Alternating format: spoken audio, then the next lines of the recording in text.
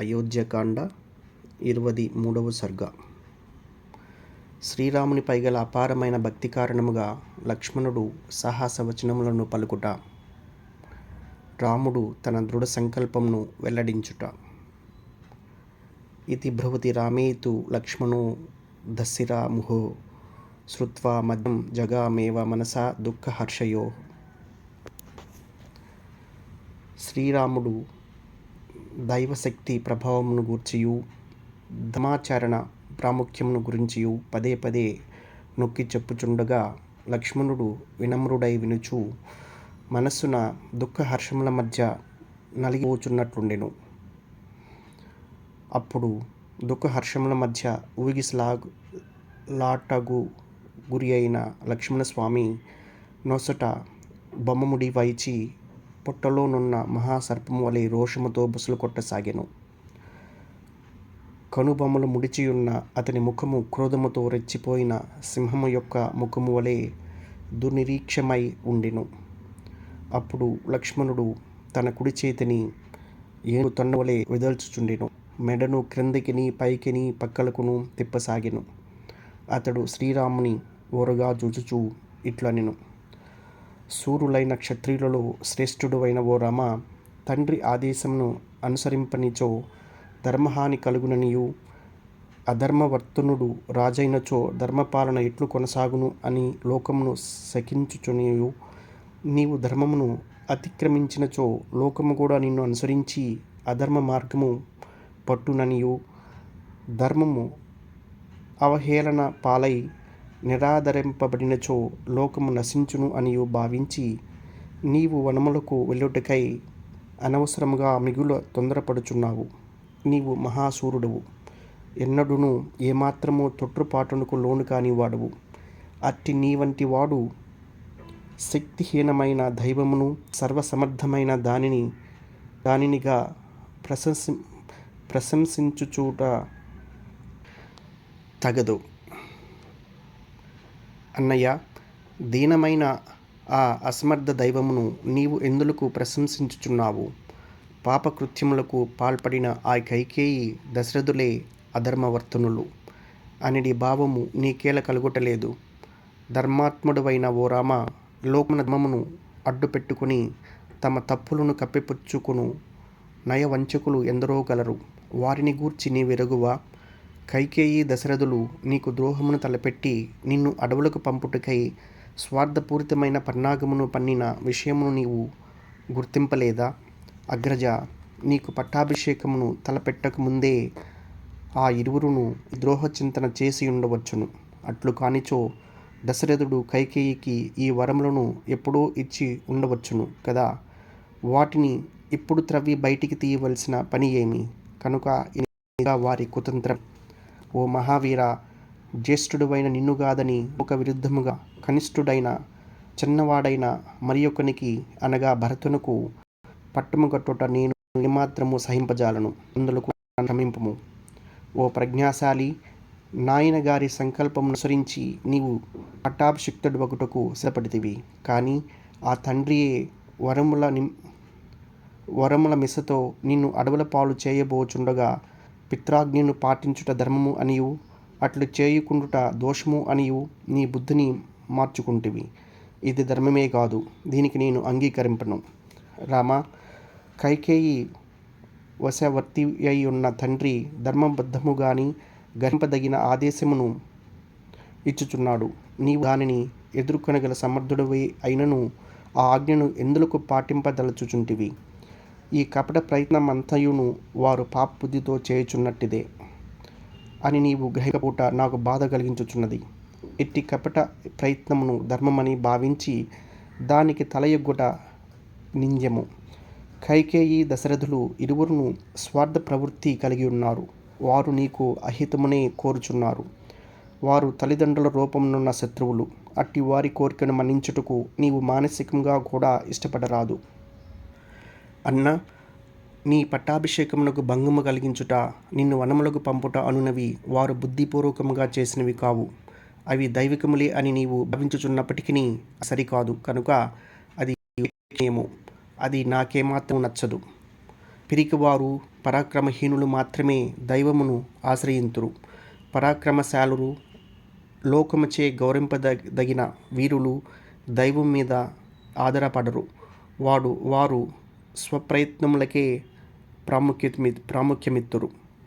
కేవలము దైవం మీద ఆధారపడక స్వశక్తిచే స్వయం కృషితో తన కార్యమును సాధించుకొనగల సమర్థుడు. దైవికముగా విఘ్నములు ఎదురైనను నిరాశ చెందడు, బాధపడడు. దైవశక్తి, పురుషుని సామర్థ్యము, ఈ రెండింటిలో ఏది గొప్పదియో నేడు లోకులు గమనింతురు. దైవము మనుష్యుడు, వీరిలో బలవంతులెవరో బలహీనులెవరో ఇప్పుడు తేటతెల్లమగును. నీ రాజ్య పట్టాభిషేకమును భంగపరిచిన ఆ దైవమే నా పౌరుషము ముందు నేడు తలవంచును. ఇప్పుడది లోకమునకు వెల్లడియగును. మదబలచే గర్వించి గొలుసులను త్రెంచుకుని అంకుశమునకును లొంగక స్వైర విహారంతో పరుగులు దీయుచున్న మదపుటేగు వలె నేడు నా పౌరుషముతో దైవమును దారికి తెచ్చెదను. సమస్త దిక్పాలకులను, అంతేకాదు ముల్లోకములలోని సాటి లేని మహావీరులెల్లరూ ఏకమై వచ్చినను నేడు ఈ రాముని పట్టాభిషేకమును ఆపజాలరు. ఇక ఈ తండ్రి గారొక లెక్కయ్య. ఓ రాజా, నేడు రహస్యముగా నీ వనవాసమునకు కుతంత్రములను పన్నిన వారే 14 సంవత్సరముల అడవులలో నివసింపవలసి వచ్చును. రామ, నీ పట్టాభిషేకమునకు విఘాతము కలిగించుట ద్వారా తన కుమారుడైన భరతునకు రాజ్య సింహాసనమును కట్టబెట్టజూసిన కైకేయి యొక్క దురాశను, ఆమెను సంతృప్తిపరచవలనని రాజు యొక్క ఆశను నేను ఒమ్ముగావించెదను. అన్న బలశాలినైన నన్ను ఎదిరించిన వాడు తీవ్రమైన పౌరుషము యొక్క ధాటికి అంతులేని దుఃఖములలో మునుగక తప్పదు. అప్పుడు దైవము కూడా వానిని రక్షింపరాలదు. ఓ రామ, నీవు ఈ రాజ్యమును ప్రజానురంజకముగా వేల కొలది సంవత్సరములు పరిపాలింతువు. నీవు వానప్రస్థాశ్రమమును నా అడిగిడిన పిమ్మట నీ కుమారులు ఈ రాజ్య పరిపాలన చేయుదురు. పూర్వము రాజర్షులు ప్రజలను కన్నబిడ్డల వలె పరిపాలించుటకై రాజ్యభారమును తమ పుత్రులపై ఉంచి వారు వానప్రస్థాశ్రమమును స్వీకరించి వనవాసము చేయుచుండెడి వారు. ఇది పరంపరగా సాగివచ్చుచున్న ఆచారము. ధర్మాత్ముడవైన ఓ శ్రీరామ, దశరథ మహారాజు ప్రాచీన రాజుల మర్యాదను అనుసరించి వానప్రస్థాశ్రమమును స్వీకరించుచు మీకు రాజ్యభారమును అప్పగింపవలెను. ఆయన అట్లు చేయనప్పుడు రాజ్య పాలనమును మీరు స్వీకరించినచో రాజ్యమున భేదభావములు ఏర్పడవచ్చుని శంకింపవచ్చును. అట్టి శంకలతో మీకు పనియే లేదు. సముద్రమును చెలియలి కట్ట కాపాడుచుండునట్లు నేను మీకు అండగా నుండి రాజ్యమును రక్షించుచుందును. ఇది నా ప్రతిజ్ఞావచనము. నా శపథమును ఉల్లంఘించినచో నేను వీర స్వర్గమును పొందుటకు అనర్హుడు నగుదును. అన్న మంగళద్రవ్యం యుక్తముగా పవిత్ర జలములతో నీవు పట్టాభిషిక్తుడు కమ్ము. పట్టాభిషేక కార్యమునందు నీవు మనస్సును నిలుపు. దీనికి సమ్మతిగా భూపతులెవరైనను యుద్ధమునకు దిగినచో పరాక్రమంతో వారి ఆట కట్టించుటకు నేను ఒక్కడినే చాలును. నా బాహువులు అలంకార ప్రాయములు గావు. నేను ధనస్సును ఆభరణముగా చేత ధరింపలేదు. శోభ కొరకై కటిభాగమున ఖడ్గములను దాల్చలేదు. వేడుకగా తునీరమున బాణములను చేర్చలేదు. శత్రు నిర్మూలనము కొరకే నేను ఈ 4 కలిగి ఉంటిని. నా పరాక్రమమును పరీక్షించుటకై ఎవరైనను నన్ను ఎదిరించినచో శత్రువులుగా భావించి వారిని పరిమార్చెదను. ఎదిరించిన ఆ శత్రువు వజ్రాయుధమును ధరించి వచ్చిన ఇండే అయినను విద్యుత్కాంతుల వలె మెరుపులను విరజిమ్మునట్టి నాని శీతకర వాలములచే వాని పీచమణిచెదను. యుద్ధమునకై సమరభూమికి చేరిన ఏనుగులు, అశ్వములు, సైనికులు మొదలగు బలములను నా ఖడ్గధాటికి గురిచేసి వాటిని నుగ్గు గావింతును. అంతటా ముక్కలైన ఆ బలముల తొండలతో, కాళ్లతో, శిరస్సులతో ఈ రణరంగమంతయు నిండిపోవును. అప్పుడా నేల ఎంతయు దుర్గమమైన అరణ్యం వలె కాలు మోపురానిది అగును. నా ఖడ్గధారకు గురి అయిన శత్రుగజములు రక్తశక్తములైన తనువులతో నేలగూలుచు అవి మండుచున్న కొండల వలెను, మెరుపులతో కూడిన మేఘముల వలెను ఒప్పుచుండెను. చేతులకు ఉడుము కవచములను ధరించి ధనస్సును చేబూని రణరంగమున నేను నిలిచియుండగా పురుషులలో నేనును వీరుడును అని చెప్పుకొనగల మునగాడు ఎవడును. నేను పెక్కు బాణములను జేబూని ఒక్కొక్క వీరుని ఒక్కొక్క బాణంతో పెక్కుమంది యోధులను హతమార్చెదను. అట్లే భటుల అశ్వముల ఏనుగుల ఆయుపట్టులయందు శరములను ప్రయోగించి వాటిని నేలగూల్చెదను.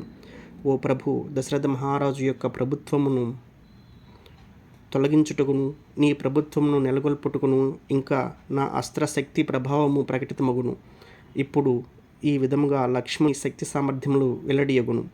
ఈ బాహువులు చందన లేపనములకును భుజకీర్తులను ధరించుటకును సంపదలను దానధర్మములు చేయుటకును దుష్టుల నుండి సజ్జనులను కాపాడుటకును ఉపయుక్తములగుచు వచ్చినవి. కానీ అవి నేడు నీ పట్టాభిషేకమును భంగపరచడి వారి పట్టుటకు వినియోగపడును.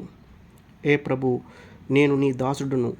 నీ ఏ శత్రువు యొక్క ప్రాణములను తీయవలెనో, వారి మిత్రులను ఎవరిని హతమార్చవలెనో, నీకు నీ ఏ విరోధుల కీర్తి ప్రతిష్టను రూపుమాపవలెనో తెలుపుము. ఈ భూమండలము నీకు వశమగుటకు నేనేమి చేయవలెనో శాసింపుము. రఘువంశవర్ధనుడివైన శ్రీరాముడు లక్ష్మణుని మాటలు విని అతని కన్నీరు తుడిచి పెక్కు విధములా ఓదార్చి అతనితో ఇట్లనెను. నాయనా లక్ష్మణ, తల్లిదండ్రుల ఆజ్ఞలను త్రికరణ శుద్ధిగా పాటించు వానినిగా నన్నెరింగుము. ఇదియే సత్పురుషుల మార్గము. అయోధ్యకాండ 23వ సర్గ సమాప్తము.